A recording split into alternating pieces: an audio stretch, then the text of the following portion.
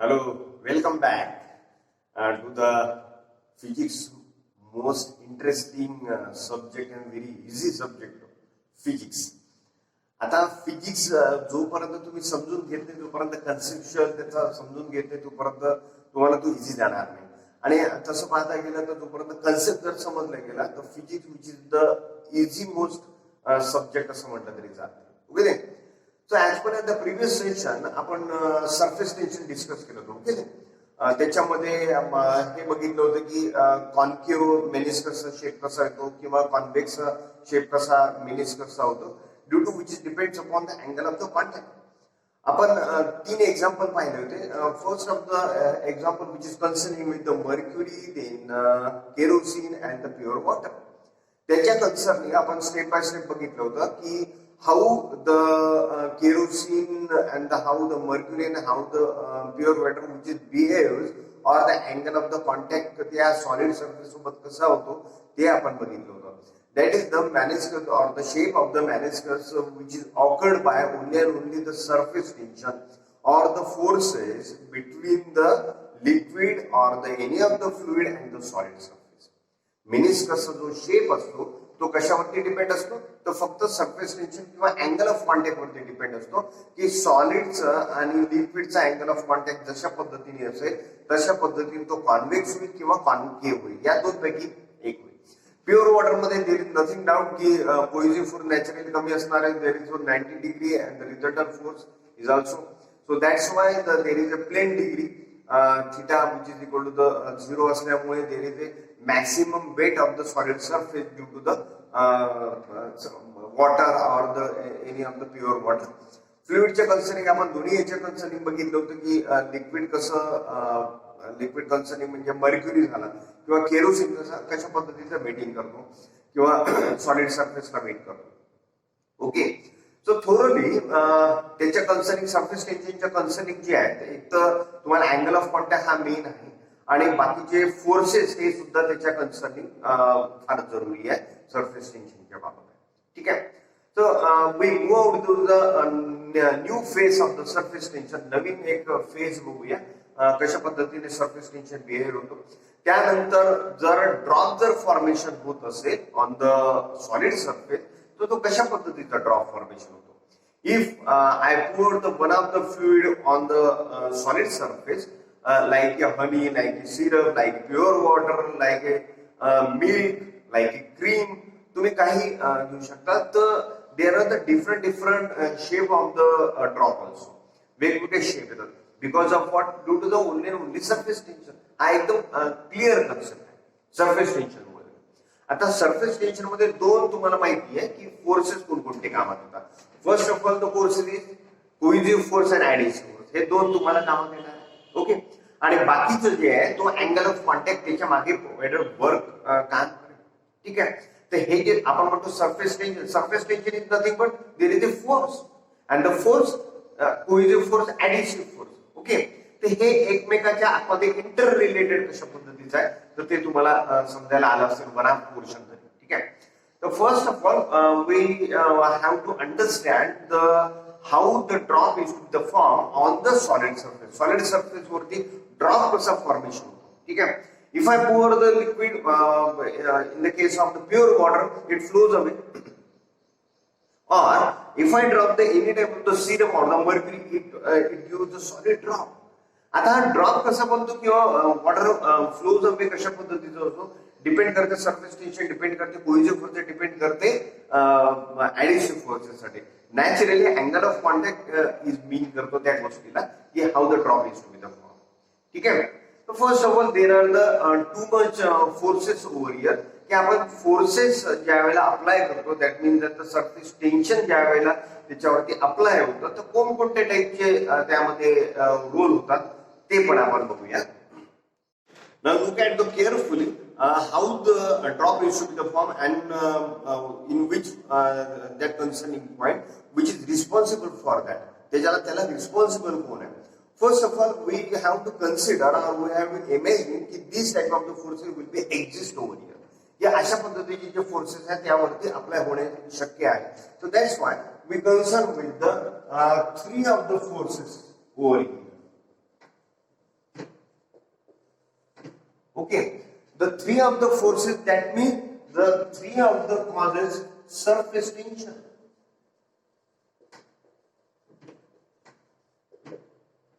Okay, so first of all is to the force we imagine or we treat as the T1, T2 and the T3.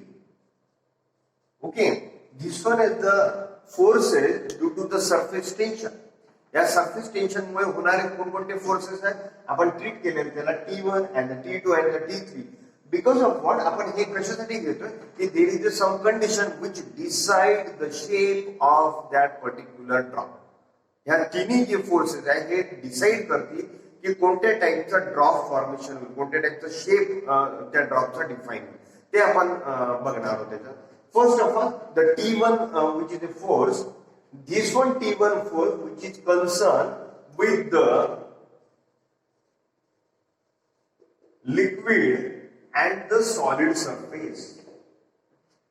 एकदम सोपं आहे, मी diagrammatically पण त्याला समजून सांगणार आहे. फक्त हा कन्सेप्ट एकदा जर लक्षात ठेवला तर तुम्हाला एकदम लक्षात राहील. बघा, T1 which is the liquid and the solid surface, then the T2 which is a air and the solid surface.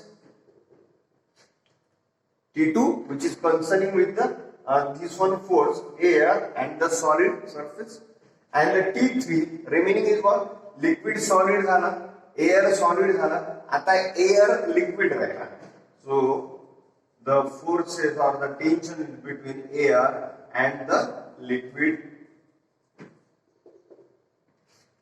Okay, T1 which is concerning with the liquid and the solid, T2 which is concerning with the air and the solid, and T3 which is concerning with the air and the liquid. So from this diagram आपण diagram जर बघू तर तेव्हा लगेच समजायला की कसं हे लक्षात ठेवायचं, हाऊ टू कॅचअप देम, आपल्याला ते कसं लक्षात ठेवता येईल ते पण आपण बघूया. तर फक्त आपल्याला तीन टाईपचे फोर्सेस और surface tension which is responsible for the drop formation, की liquid solid, air solid and air liquid. You can remember any of the concern over here की तुम्ही कशाही पद्धतीचं लक्षात ठेवता, पण मी एक थोडीशी सिंपलची ट्रिक सांगेल त्या concerning, and the condition is also contain the trick.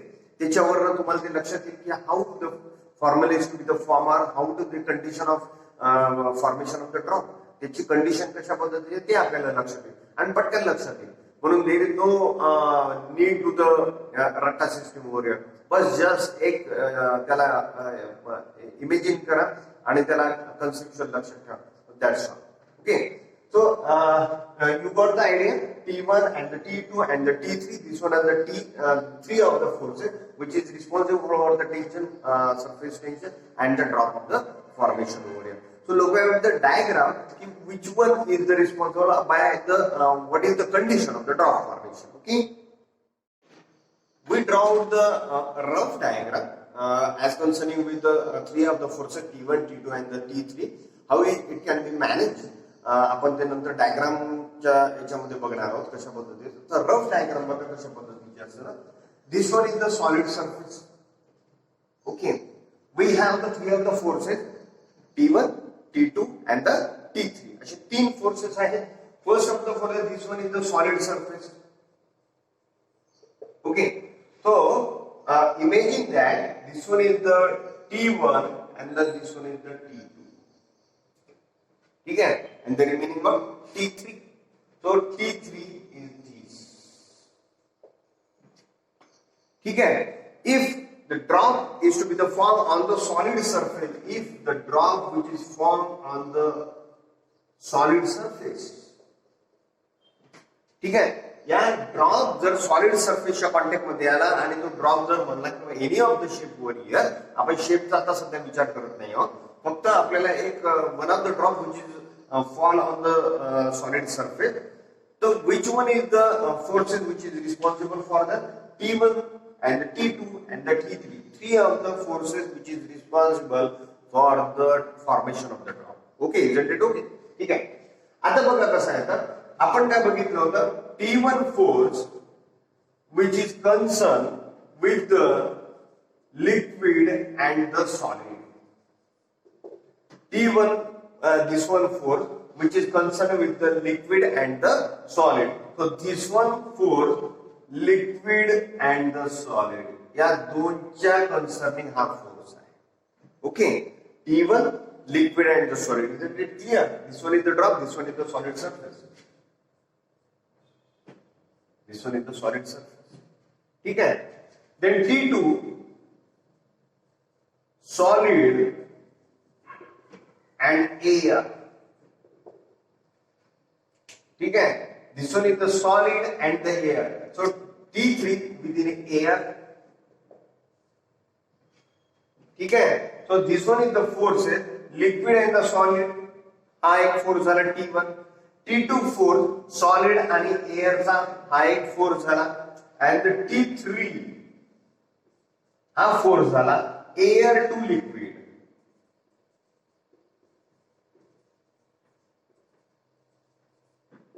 Air to liquid. Simple process. Liquid solid surface T1, solid air surface T2 force and the air liquid यामधला जो फोर्स आहे हा झाला T3. So T1 and the T2 and T3. This will be the rough diagram. Okay. आपल्याला फक्त लक्षात ठेवायचं T1, T2 and T3. This one form the condition which is responsible for the formation of the drop. आता याच फक्त concern आहे. या तीनच जे फोर्सेस आहेत हे तीनच फोर्सेस याचे कन्सर्निंग आहे. So I repeat the condition also. T1, T2 and the T3. ठीक है. T1, T2 which is concerned with the solid surface and T3 within air. ठीक. T1 that is the liquid and the solid surface. That is the T1 which is the force which is responsible for the surface tension, liquid and the solid. Next T2 which is concerned with the solid but in the collaboration with the air. म्हणून solid आणि एअरचे concerning T2 झाला. Okay. आणि T3 जो झाला हा again air आणि liquid. बघा liquid solid, solid air आणि air liquid. Liquid solid, solid air, air liquid. This one is the cycle. म्हणून हे लक्षात ठेवायला फार इझी जाते. T1, T2 आणि T3 ही बेसिक डायग्राम जर तुम्ही लक्षात ठेवली तर ऑटोमॅटिकली तुम्हाला प्रॉब्लेम पण सॉल्व्ह करायला इझी होते. अँड बाकीच्या कंडिशन किंवा एक्सप्रेशन बघायला पण तुम्हाला समजून येते की कशा पद्धतीचं पुढे त्याचा कन्सेप्ट वापर केला आहे. Okay. So we look out the major diagram of two of the diagram which is the acute angle and the obtuse angle concerning. Look at the diagram carefully. As we assumed in the previous diagram, we have this one in the figure. T1 and the T2 and the T3. This one is the three of the forces over here, which forms the drop, which form the or we decide the shape of the drop over here. So T1, T2 and the T3. Okay. आता बघा की for the equilibrium of the liquid ते तो जो solid drop आहे किंवा one of the fluid which is the stability with in a container और on the solid surface there is a some condition. जेव्हा एखादा ड्रॉप त्याच्यावरती सॉलिड वरती जातो तर तेव्हा एक कंडिशन तुम्हाला सॅटिस्फाय करावं लागते ड्यू टू द स्टॅबिलायझेशन और equilibrium of the drop. Okay. आता तो जो ड्रॉप इक्विलिब्रियम स्टेट मध्ये असायला लागेल तर तेव्हा जो कंडिशन सॅटिस्फाय करेल तेव्हा. ओके. जी कंडिशन जर सॅटिस्फाय असेल तर तो बरोबर ड्रॉप फॉर्मेशन होईल किंवा इक्विलिब्रियम स्टेट मध्ये राहील. ठीक आहे. So basic condition for the equilibrium of the fluid or the equilibrium of the drop over here, the basic condition is T2 which is equal to T1 minus T3 cos of theta. ठीक है. This one is the theta. So T2 which is equal to T1 plus T3 cos of theta. Okay, कसं लक्षात ठेवायचं तरी it is easy much process. बघा that is an even number, that is all of the odd number. ठीक आहे. So even number आपल्या LHS साइडला left hand साइडला घ्या आणि ऑड नंबर दुसऱ्या साइडला घ्या. That is not a mathematical relation at all. आपण फक्त लक्षात ठेवण्याच्या दृष्टिकोनातून हा कन्सेप्ट लक्षात ठेवतोय. T2 which is equal to T1 minus T3 cos of theta. T2 which is equal to T1 minus T3 cos of theta. ठीक आहे. Now cos of theta which is equal to T2 minus T1 upon T3. cos of theta which is equal to T2 minus T1 upon T3. That is only responsible for the shape of drop. ठीक आहे, हाच formula decide करेल की shape of the drop कशा पद्धतीचं होईल. So cos of theta which is equal to T2 minus T1 upon T3. That is a simple formula. ठीक आहे. आता हा जो इक्विलिब्रियम स्टेट वाला आहे हाच डिसाइड करणार आहे की त्या फ्लुइडचा ड्रॉप कसा बनेल. ठीक आहे. तो this one is the formula cos theta which is equal to T2 minus T1 upon T3 which is coming from T2 which is equal to T1 minus T3 cos of theta. This one is the simple formula. That is the even number, that is the all odd number on the RHS side आणि cos theta त्याला लावून द्यायचं. So T2 which is equal to T1 minus T3 cos of theta and the cos of theta which is equal to T2 minus T1 upon T3. That's all. एकदम सोपं. ठीक आहे. आता in the case of the this one figure the angle is between angle कोणता आहे? Angle acute angle आहे below of 90. ठीक आहे, 90 च्या खालच्या साईडला तर दॅट इज अॅक्यूट अँगल. बघा अॅक्यूट अँगल असेल तर बघा तो ड्रॉप जो आहे थोडासा पसरता येईल, फ्लॅटन आउट. ठीक आहे, that is not a solid bubble और द सॉलिड ड्रॉप नाही आहे त्याच्यात, that is a flatten out, पसरला तो. ठीक आहे, तो वाईप आउट झाला म्हणजे पसरला, थोडासा लांबुळका झाला. ठीक आहे, तर this one is the angle. ठीक आहे, below of 90 that is the acute angle. ठीक आहे. सो अॅक्यूट अँगल, त्या अॅक्यूट अँगल मुळे हा ड्रॉप अशा पद्धतीचा फॉर्मेशन झाला. तर basic condition this one is the condition drop formation साठी. आता अॅक्यूट अँगल साठी अशा पद्धतीचा जर शेप होत असेल तर कशा पद्धतीचा तो त्याची बेसिकली कंडिशन राहील. ठीक आहे. So the only one condition which is responsible for the shape of the drop. Now the condition is that T2 which is greater than of the T1, T2 which is greater than of the T1. This one is the first of all condition. ही पहिली वाली condition आहे, like this type of the shape of the drop over here. So T2 which is greater than of the T1. Next one condition T2 minus T1 which is less than of the T3. T2 minus T1 less than of the T3. ठीक है. And cos theta is to be positive. Cos theta हा कसा पाहिजे? Positive पाहिजे. Doesn't matter, आपल्याला फक्त basically ती दोन कंडिशन बघायचे बघा. T2 which is greater than of the T1 and the T2 minus T1 which is less than of the T3. Well, what will happen in the case of the formula? T2 which is greater than of the T1. ठीक आहे. आता T2 हा कशाच्या concerning आहे? T2, T1 and the T2 and the T3. बघा T1, T2 and the T3. Okay. So T1 which is concerned with the solid and the liquid. T1 which is concerning with the solid and the liquid, and the T2 which is concerned with the solid and the air, and the T3 which is concerned with the air and the liquid. ठीक आहे. आता बघा कसं आहे. T2 म्हणजे solid आणि air. T2 म्हणजे solid आणि एअर. हा जो फोर्स आहे हा जास्त पाहिजे, that one is the T1 force. म्हणजे सॉलिड आणि लिक्विडच्या फोर्सच्या जो फोर्स येईल या दोन मधला याच्यापेक्षा सॉलिड आणि एअरचा फोर्स जास्त पाहिजे. ठीक आहे. म्हणजे एअरचा फोर्स सॉलिड आणि यामधलं जे टेन्शन आहे किंवा यामधला दोघांमधला जो फोर्स आहे तो जास्त पाहिजे कन्सर्निंग ऑफ द सॉलिड आणि एअरच्या concerning. That's concerning may be एअरचा प्रेशर जास्त असल्यामुळे त्याचा पण थोडासा शेप हे होतो. That's why so T2 which is greater than of the T1, so T2 which is concerning with the solid and the air, and the T1 which is concerning with the liquid and the solid. ठीक आहे. Now the second one condition T2 minus T1 which is less than of the T3. T3 या दोघांच्या डिफरन्सपेक्षा जास्त पाहिजे, more than that. So T3 which is the air and the liquid, air and the liquid, याचा पण जो force आहे हा जास्त पाहिजे. तर you look out the formula carefully. The air which is a major forces over here.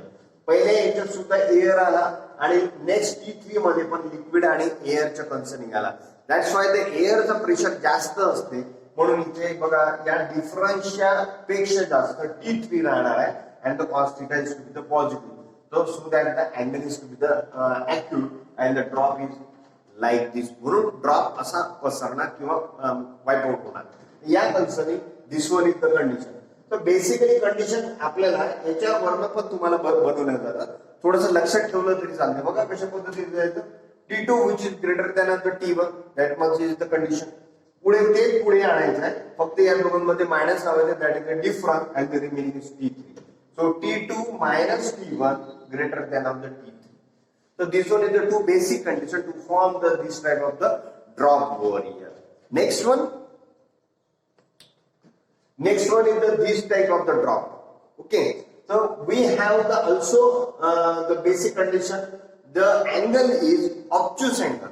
Angle कोणता formation होईल? obtuse angle. So the obtuse angle कशा पद्धतीचा ड्रॉप फॉर्मेशन होईल? That is the solid drop formation.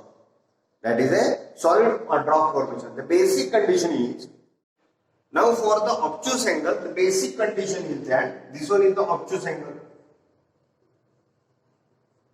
This one is the obtuse angle.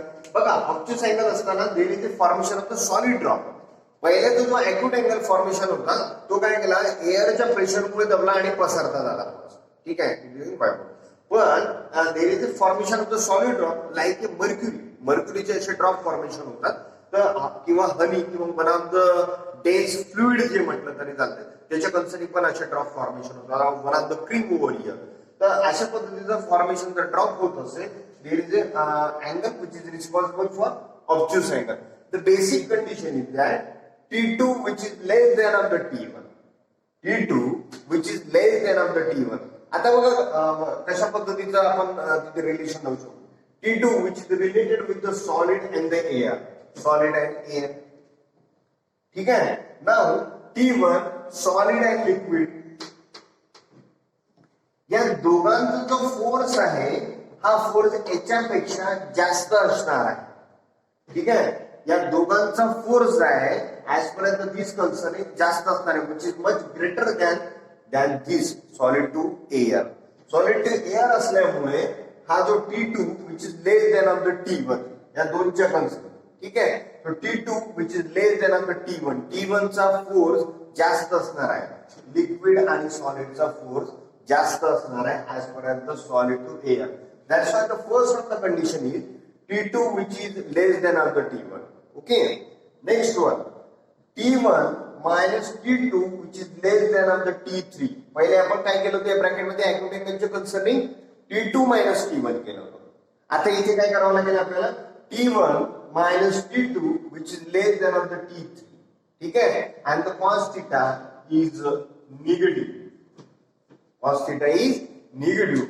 तेव्हा या पद्धतीचा drop formation होईल. Like a for example in the case of the mercury और one of the dense fluid also, त्या concerning असा drop formation आहे. तर this one for this one condition is to be responsible for that. Cos theta which is equal to T2 minus T1 upon T3. That is the equilibrium of the drop. ठीक आहे. Stability of the liquid over here. But the basic condition acute angle किंवा obtuse अँगलच्या आपण बघितल्या की कशा पद्धतीची किंवा कोणत्या टाईपचे ड्रॉप फॉर्मेशन होतात आहे. That is the most easiest thing. फक्त तुम्ही ट्रिकफुली जर लक्षात ठेवलं या सरफेस टेन्शनचा, तर आपण याला रिमेंबर करायला किंवा लक्षात ठेवायला काहीच हरकत नाही. एकदम सोपे कन्सेप्ट आहे. You can refer our the previous session also and the basic condition. पुन्हा कोहेसिव्ह फोर्स, ऍडिसिव्ह फोर्स काय आहे ते बघा, त्याच्या आतमध्ये जा, कन्सेप्ट क्लिअर करा. एनसीईआरटीची बुक्स डिटेल मध्ये वाचा किंवा बोर्ड सिलेबस सुद्धा वाचा, तेव्हा तुम्हाला कन्सेप्ट कळेल. That is a diagram which is in your book also. या डायग्राम ज्या आहेत तुमच्या बुक्स मध्ये पण आहेत. नथिंग डाउट त्या क्लिअर करा पहिल्यांदा आणि त्याच्या आतमध्ये जाऊन टेन्शन कशा पद्धतीने लेट्स इमेजिन दॅट की हे असं असतं म्हणून. ठीक आहे, हे तुम्हाला इमेजिन करणं आहे आणि थोडंसं ट्रिकफुली तो फॉर्म्युला लक्षात ठेवणार किंवा कन्सेप्ट लक्षात ठेवणार.